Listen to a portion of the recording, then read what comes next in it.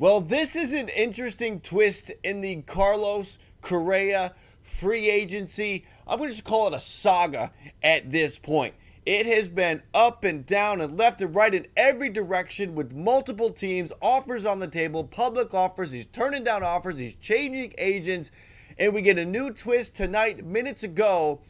Reported from Buster Olney that if Correa signs for 1 year, then when he re-enters the free agent market next year, that Scott Boras, who is his new agent, gets the entire deal. We're going to break this down. We're going to take a look at it. We're going to take a closer look at the tweet. We're going to take a look at some of the other reaction around social media to give you an up-to-date update on the situation as it is going. And we'll remind everybody to subscribe so you don't miss any of the upcoming content and stay close to the channel. Hit that like. Astros fans, if you are excited that, hey, you know what? It is not dead for you guys. You're back in the game. And of course, always hitting the like is one of the best ways to show your support for the channel. So let's dive into this. The tweet came out about maybe as of recording, maybe a half hour ago. Buster Olney tweeting out, as agents have noted, given the offers Carlos Correa got before the lockout, his previous agency would be in position to claim a majority of whatever he gets in a multi-year deal. And then he changed agency. He changed to Scott Boras. If Correa signs for a 1-year deal now, new agent Scott Boras gets all of the money of a new deal next winter. So you tell me, what do you think is going to happen?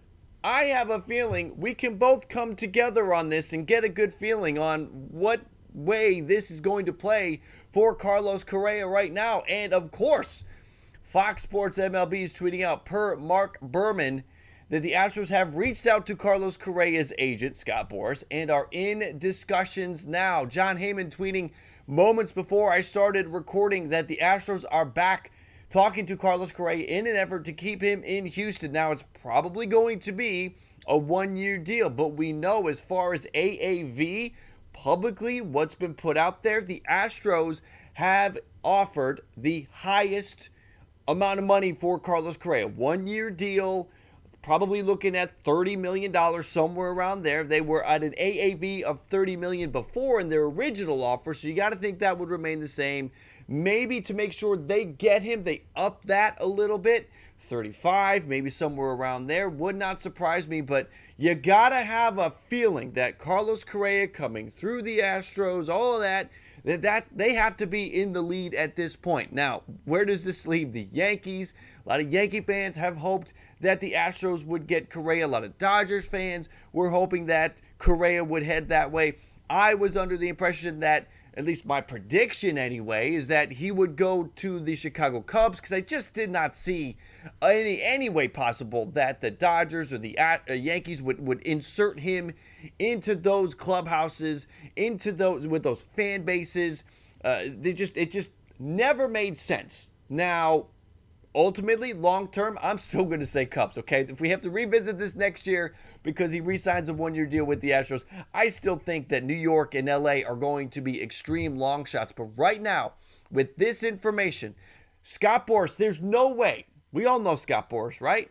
Don't be surprised if this news breaks within the next 24 hours. That's my feeling, that Carlos Correa signs a 1-year deal to go back to Houston because Scott Boras will tell his client, listen, I'm still going to get you paid. I'm still going to get you a $300+ million a year, $1 million salary. He's going to get his 30 AAV with somebody, but for 1 year, I'm watching my phone because I'm almost expecting, as I'm talking, for news to break that Carlos Correa could be headed back to Houston. But this is really fascinating. This is going to change potentially the landscape of things. If the Yankees were indeed in on Carlos Correa, because Hector Gomez tweeted out just yesterday that the Cubs were not willing to go to $300 million for Correa, but the Yankees were willing to go to $300 million and above for Correa. But if Scott Boras is the one who's now doing the deal but not going to get paid on it, why in the world would he execute that deal?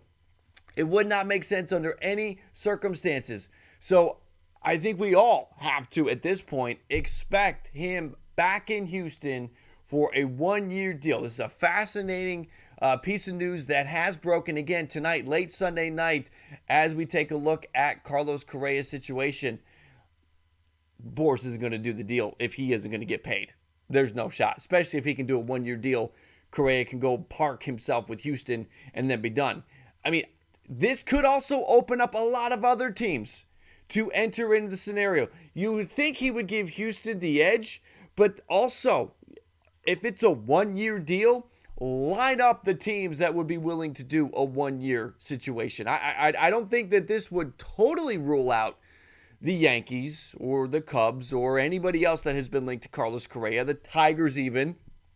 I don't think this would rule those teams out, but I do think Carlos Correa would probably be willing to give Houston the edge in a situation for a one-year deal. But if the Yankees come to the table and say $40 million, if the Tigers come to the table and say $40 million, listen, if somebody comes with that kind of money, then he's probably going to say, okay, that would have been nice, Houston, but I got this over here, plus I might re-sign there. So this could be an opportunity for Houston to get back in the game. This could be an opportunity for a team that was kind of interested in Correa, but wanted to sort of test drive him first, maybe. They could do that under this scenario because I think it is, in all likelihood, going to be a one-year deal for Carlos Correa. Let me know what you think. Comment down below, everybody. What do you think? This changes things. 100%.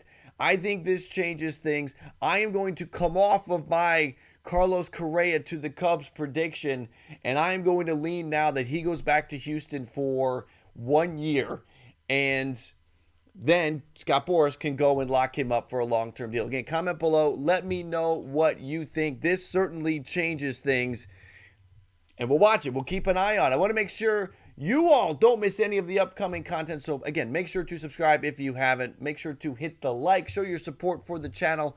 I truly do appreciate it. There is a ton of content coming out right now. I want to sort of be your home for off-season content. We're talking about the trades. We're breaking them down. We're talking about the free agency. We're breaking that down. We're streaming as needed when big deals come up. This week coming up, my plan is to stream every day at 11 a.m. Monday through Friday, and then as big news breaks, sort of those pop-up streams where we'll come on. If it looks like a deal is about to break, do the watch stream. So again, I want to make sure that you guys are there. And if you have subscribed, make sure to hit those alerts so again, you don't miss any of the upcoming content. As I'm sitting here watching, I think we're seeing that Nelson Cruz just signed. So we'll probably be talking about that very soon. But again, Carlos Correa, to recap, anybody that might have hopped to the end to see what we said at the end, Carlos Correa, a one-year deal now benefits Scott Boras. So you got to think Scott Boras is going to do that deal. So we'll watch it. Again,